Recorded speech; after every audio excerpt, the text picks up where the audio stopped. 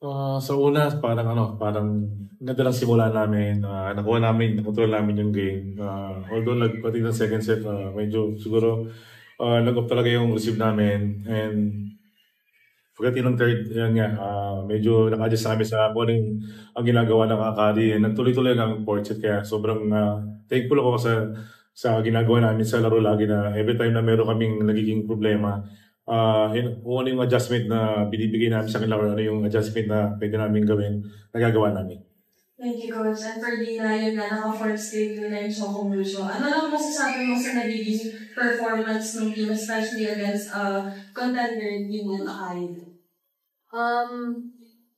You can see the, ano naman po, wait lang. Dali na yun. My question. Paulit na lang. Okay. Nagsugod na mo? Ay. Ikaw na anime kayo. Lisod kayo. We also have our best player of the game here, si Rondina. And si 18 points against Akari. Maganda rin yung laban na pinakita na Akari against Chocomusho tonight. Pero ano lang masasabi mo sa naging fight na binigay ng team? Dami naming pagkakamali talaga sa game na kanina. And nagalit na rin ako sa sarili ko kasi ako yung unang nawala. Pero ayun, nagpapasalamat ako sa mga kasama ko sa tiwala ang binigay. And ayun, team effort naman yun kanina, and lahat gigil na rin talaga makabalik, and ayun, nailabas maganda. And personally, binigyan ko na lang din ng kumpiyansa yung sarili ko na makabalik din kanina. Kaya, Thank you, Cici. Yan, Dina, participate well for the team. Tapos, maganda din yung pinakita ng laban against Akari. Ano masasabi mo? Ano masabi ko sa Sa naging performance ng Chocomusho? Ng Chocomusho? Yun nga, sabi ni Coach, maganda nung una, pero nung pagdating ng second set, I think nag-lax kami na, team effort talaga. Kasi, ito nawala, ako nawala, isa nawala. We were trying to be patient with each other, and we're really trying to help each other. So, yun naman yung sa amin pag isa yung nawala, kami yung tutulong sa kanya para mabalik. Team effort, and we're glad na nakuha namin yung panalo. Thank you. The floor is open for questions. For Dina, as a setter, ano lang yung nakikita mong magandang ginagawa ng team na nagresulta dito sa 4-game winning streak niyo? Yun nga, teamwork. Hindi naman kasi isang tao lang makapanalo ng game. So, yun, pag off ng receive, better the ball, cover ng palo, parang connected lang talaga siya sa gagawin namin. And happy kasi paunti-unti, we're reaching the goal na gusto namin irating. So, masaya kami na ganito.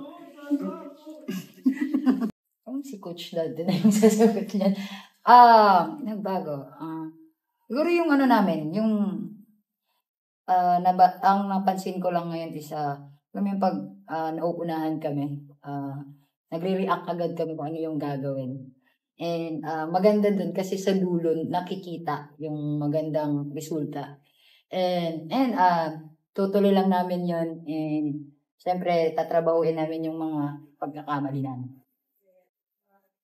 And for Dina, kumbaga you have a lot of great spikers and blockers at hand. So, sa iba, would you say at this point, parang medyo kabisado mo na talaga yung, kumbaga, what each spiker, each blocker wants or needs in the game, or tuloy pa rin yung process of learning and adjusting with your teammates? Oo naman. Hindi naman palagi na, kilala ko sila. Yeah, matagal na kami magkasama. But, hindi natin ma-deny yung fact that there are off days. Kailangan lang din talaga namin ng timing. Yun yung sabi ni Coach natin sa amin lagi na we have to get a rhythm. Kailangan yung timing sa ginagawa sa court. So, advantage siya na matagal na magkakilala. Pero I think, kailangan din namin malalaman kung kailan at anong gagawin at this situation. Yes. And as mentioned a while earlier, BOG, na may mga errors during the game. Coach, what do you think are the key adjustments that prove crucial to the victory? Doon sa mga adjustments siguro namin, yung ginagawa namin, like yung mga unforced error namin na siguro nalimitahan namin. And kung ano yung tinatrabaho namin everyday, yung mga out of system. Sabi ko nga sa kanya, the more na makontrol natin itong mga ganitong bike kasi doon tayo makakakuha ng puntos. Yun, lumabas siya, tinatrabaho namin every time na nag-open receive nila and pupunta yung bola sa amin, nagagawa namin ng maparaan na mapatay agad ang bola. And yun, naging successful kami dito sa game na to. Kahit na alam namin na medyo malaki yung kalaban namin, talagang kahit yung off talagang inibabawan yung mga team namin. Pero sabi ko nga, basta importante lang kung ano yung tinatrabaho sa likod sa team namin. Basta nagdepensahan at doble pa sana pagdating sa harapan at mag-opensa para magtuloy-tuloy yung ginagawa namin. Coach, more minutes ngayon per test compared to mga previous games. Siguro, gano'ng kalaking bagay na diba na, slowly but surely dumating na yung kumpiyansa niya na coach for the team, lalo na medyo patapos na sa training niya. Sa akin kasi una, ayaw ko talaga siyang madaliin kasi alam ko, player din ako na nakita ko yung hindi ko pwede na galing ka sa ganung sitwasyon.